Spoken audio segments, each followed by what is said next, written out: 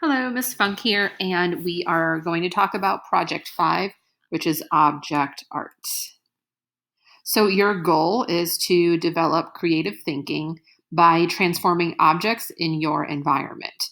And in order to do that, you will transform an object through drawing or painting, whichever one you have on hand.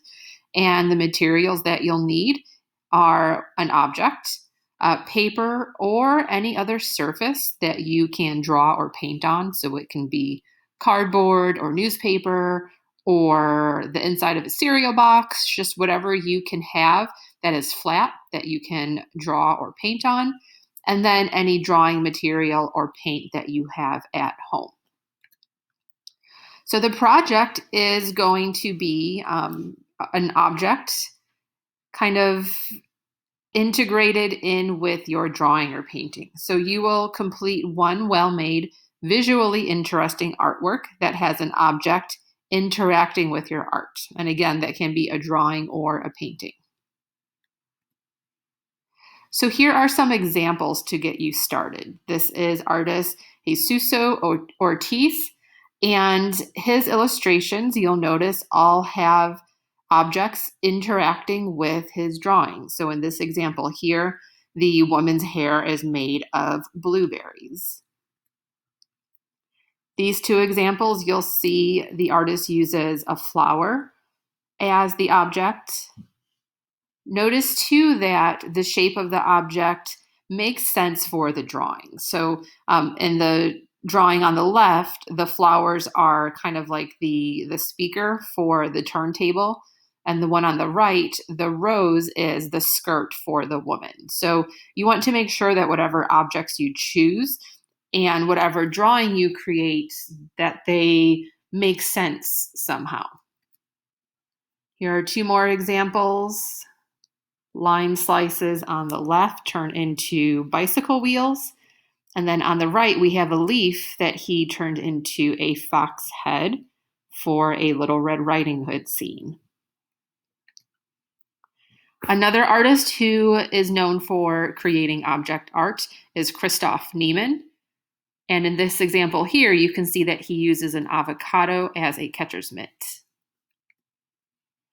The example on the left, he has a paper towel roll. So you can make your drawings look a little more three-dimensional. In this example, the paper towel roll looks as if it's kind of popping off of the page because it is, right? He's propped up this roll, but he also draws the tank at an angle that would make sense. So it's almost as if the tank is popping off of the page as well. And then on the right, a comb becomes the front of a fancy car. Two more examples here. We have a series on the left. So the penny is an ice cream that has fallen. So in that second part, you'll see that he's balancing the penny on its side for the photograph. And that's what gives it its kind of like falling look. And then on the right, the hammer is balanced with the drawing behind it. So this artist kind of plays with angles and perspective a little more than some of the other artists that are known for this. We also have Victor Nunez. So he creates series of drawings, which you can as well. If you had one object and you want to make multiple drawings, you definitely can do that. So you'll see here he has one whistle, or the same type of whistle, and he creates different drawings interacting with that whistle. So the whistle becomes a body, a head, a party favor, a bird head. And you can see just some of the examples here. It's another series where he's taking fortune cookies and turning them into pieces of art. I really like the one on the bottom left, the man holding the umbrella that it looks like it was kind of, like blown apart in the wind. I think that one's cool. And then taking popcorn kernels. So you can see the objects can really be anything. Okay, you don't have to have anything fancy at home for this. Just take any object that's small enough to fit on a piece of paper and use your imagination. So here are the steps and things that you will need to think about in order to do this project.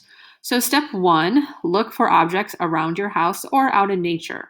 It can be an object that you have at home, or you can go out into the backyard or into your neighborhood and collect rocks or leaves or twigs that you think might be interesting for this project. As you're collecting objects, think what could make an interesting and unexpected composition. How can you present the object in a new and creative way? So start off by choosing 2 to 3 objects. That way you have a couple of different options. Then step 2, create a few thumbnail sketches for each object. Okay, so kind of play around with this, use your imagination, think outside the box, and then out of your thumbnail sketches, decide on the best one. Once you have your decided composition and object, then step number 3, use your object and a piece of paper to create your art.